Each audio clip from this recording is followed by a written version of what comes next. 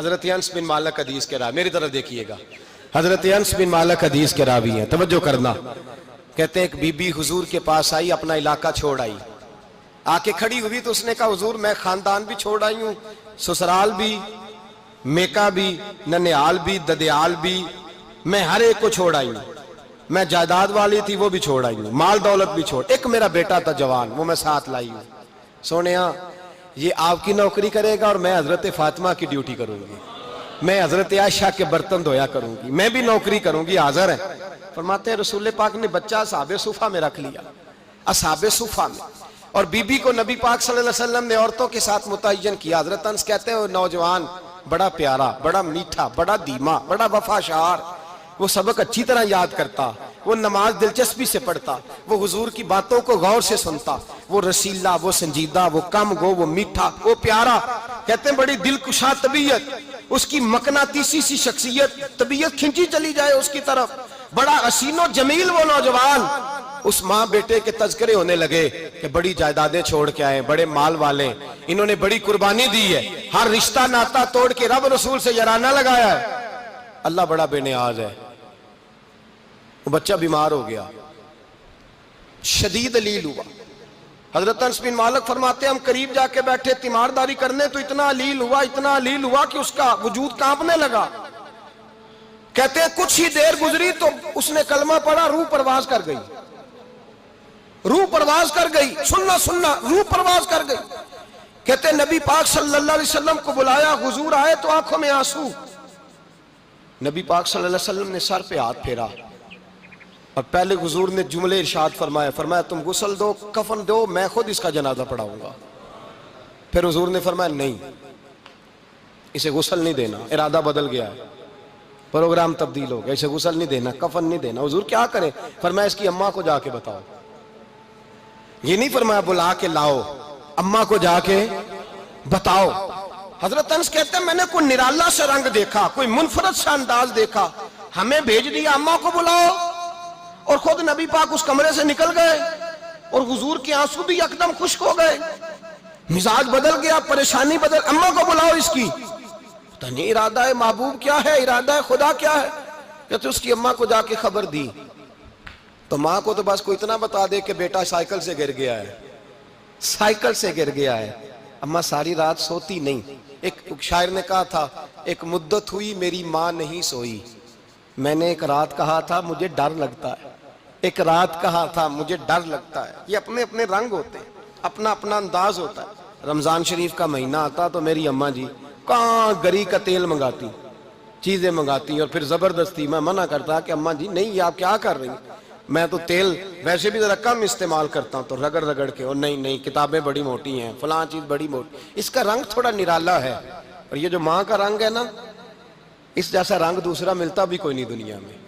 یہ اپنی مثال آپ ہی ہے۔ اماں کو کہا تیرا بیٹا، اماں ذرا دوڑی، گری، پھر اٹھی، پھر گری، پھر اٹھی، پھر گری، روتی ہوئی آئی۔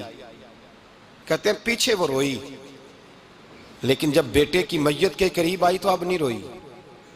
کہتے ہیں ہمارے چہروں پہ نظر دے ڈالی اور کہنے لگی تمہارا کلاس فیلو فوت ہو گیا ہے، واقعی چلا گیا ہے؟ کہاں پردہ کر واقعی کہاں؟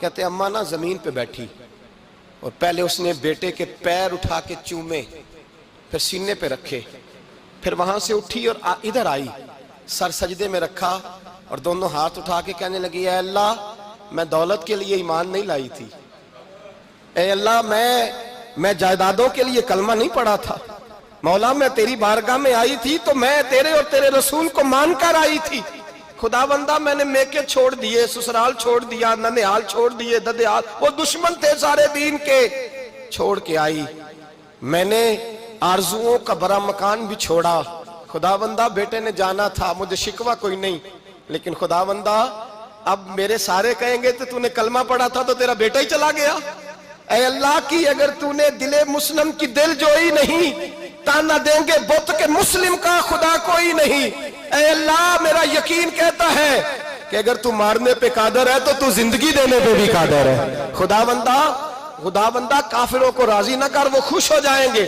وہ مجھ پہ تانے کسیں گے، پھپتیاں کسیں گے، اے عرش کے مالک رحمت کا دروازہ کھول، میں تیرے نبی کی بارگاہ ناز میں رہتی ہوں، نظر فرما حضرت انس بن مالک فرماتے ہیں ایمان، یقین اور استقامت کے ساتھ اس بوڑھے نے جب دعا مانگی تو ہم نے مسجد نبوی کے صحن میں عجیب نظارہ دیکھا.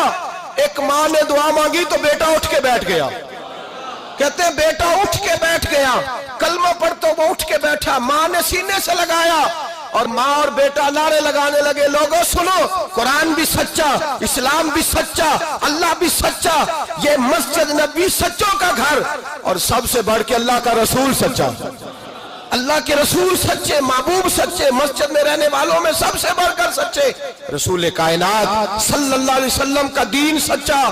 فرماتے ہیں رسول پاک کو خبر دی تو محبوب نے مسکرا کے فرمایا میرے رب کی طاقتیں بڑی زیادہ ہیں. ان اللہ علی کل شیء قدیر، اللہ کی طاقت بڑی ہے. ایمان تھا، یقین، استقامت، بچہ اٹھ کے بیٹھ گیا. حضرت انس کہتے ہیں وہ حضور کے زمانے میں بھی حیات رہا، وصال ظاہری کے بعد حضرت ابو بکر کے زمانے میں بھی موجود رہا، عمر کے زمانے میں بھی موجود، حضرت عثمان کے زمانے میں.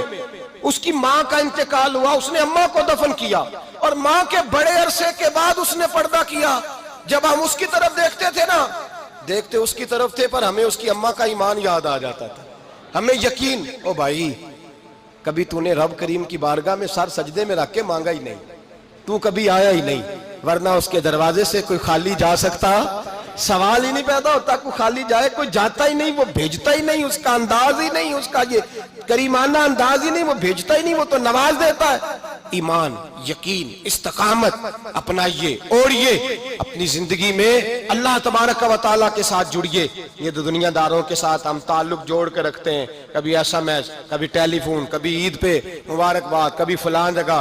دنیا داروں سے جوڑ کے رہتے ہو، خدا سے جوڑ کے رہو. کبھی فجر میں جڑ جاؤ، کبھی زور میں جڑ جاؤ، کبھی تلاوت میں جڑ جاؤ، کبھی درود و سلام کی وجہ سے رب کریم کے ساتھ تعلق بناؤ، کبھی رمضان میں، کبھی ایمان میں، کبھی حج میں، کبھی عمرے میں، کبھی کسی غریب کی مدد میں، کبھی کسی لاچار کی مدد میں، کبھی بے کس کی مدد میں، کبھی مجبور کی مدد.